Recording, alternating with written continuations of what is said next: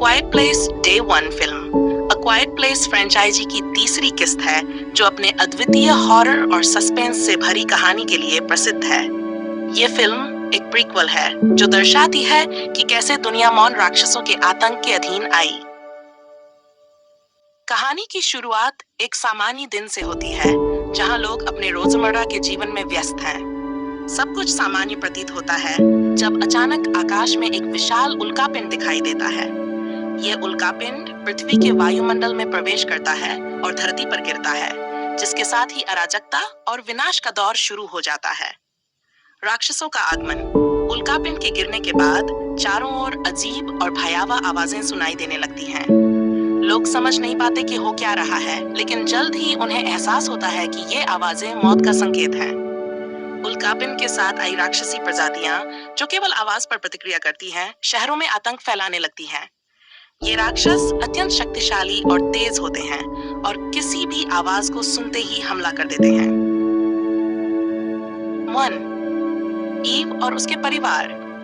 कहानी की मुख्य पात्र एक साधारण महिला है जो अपने परिवार के साथ शहर में रहती है। उसका पति और 2 बच्चे हैं और वे सभी इस अचानक आई विपदा में फंस जाते हैं। डॉ मार्क हैरिस, एक वैज्ञानिक जो इस आपदा की जड़ को समझने की कोशिश कर रहा है, वह ईव और उसके परिवार को बचाने में महत्वपूर्ण भूमिका निभाता है। लेफ्टिनेंट डैनियल्स, एक सेना अधिकारी जो लोगों को सुरक्षित स्थान पर ले जाने और राक्षसों से लड़ने का प्रयास करता है। संघर्ष और उत्तरजीविता। राक्षसों के हमले के तुरंत बाद शहर में अराजकता फैल जाती है।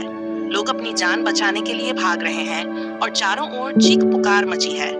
ईव अपने परिवार को सुरक्षित स्थान पर ले जाने की कोशिश करती है, लेकिन उन्हें जल्द ही एहसास होता है कि जीवित रहने का एकमात्र तरीका मौन रहना है।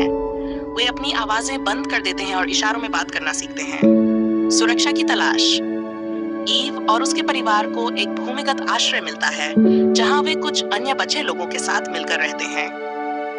यहाँ उनकी मुलाकात डॉ मार्क हैरिस और लेफ्टिनेंट डैनियल से होती है। हैरिस उन्हें समझाते हैं कि ये राक्षस अलौकिक हैं और उनकी सुनने की क्षमता अत्यधिक विकसित है।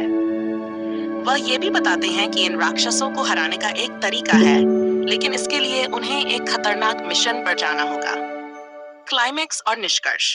उसका परिवार, डॉ हैरिस और लेफ्टिनेंट डैनियल्स एक टीम बनाकर इस मिशन पर निकलते हैं। उन्हें एक सैन्य बेस तक पहुंचना है जहां से वे एक विशेष आवृत्ति पर सिग्नल भेज सकते हैं जो राक्षसों की सुनने की क्षमता को निष्क्रिय कर सकता है।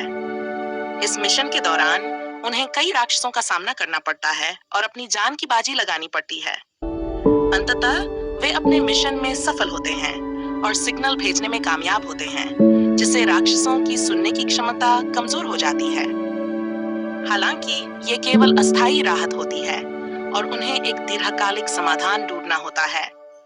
फिल्म का अंत एक अनिश्चितता के साथ होता है, जहां दर्शकों को ये एहसास होता है कि ये केवल शुरुआत है और मानवता को अभी और संघर्ष करना बाकी है। अ क्वाइट प्लेस डे 1 एक रोमांचक और तनावपूर्ण कहानी है जो दर्शकों को इस प्रीक्वल के माध्यम से मूल कहानी की गहराइयों में ले जाती है।